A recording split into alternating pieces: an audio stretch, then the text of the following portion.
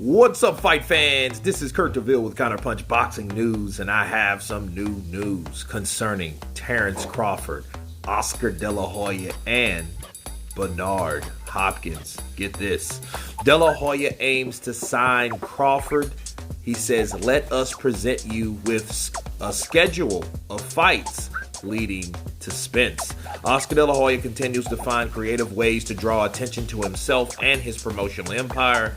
The latest trick by the Hall of Fame former 6th Division champ and chairman of Golden Boy Promotions was the suggestion of bringing the WBO welterweight champion Terence Bud Crawford, which is 39-0 with 30 knockouts, to the Los Angeles headquartered company. The pre-fight build-up to Golden Boy's first DAZN show of 2023 included a now viral social media posted image of De La Hoya, Crawford, and Hall of Fame former 2-division champion Bernard Hopkins. As you guys can see, it says big things brewing, hashtag stay tuned. Little clarification was offered as to what actually took place during such a meeting, but the future plans of Terence Crawford, De La Hoya said, he wants to fight the big fights against Errol Spence. I told him we can make that fight happen.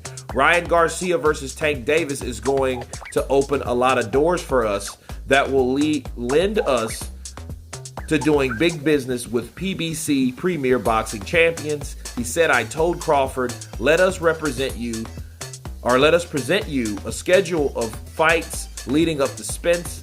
I have all the confidence in the world that Crawford versus Spence will happen. Those are the words of Oscar De La Hoya. Let me counterpunch. Listen, if Crawford goes with Golden Boy was like, it's still holding its own. Golden Boy is the other side, okay? And you can say, well, that fight will never happen because of this, that, and the other. Well, obviously, when Tank left Floyd, Tank and Ryan are going to fight.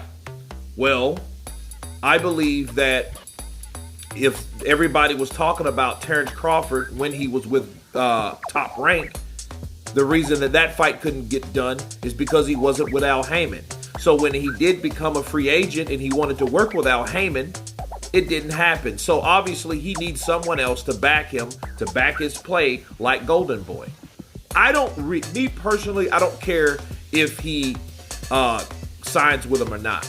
I just want the fight to happen. So if it takes him signing with Golden Boy to make that fight happen, why not? Okay? Why wouldn't that fight happen if he signs with Golden Boy versus him being a free agent versus him being with Top Rank? It doesn't matter to me. I think a lot of people made excuses on why that fight didn't happen. And honestly, I am curious to see how it's going to be made if Al Heyman is still trying to pull the strings, right?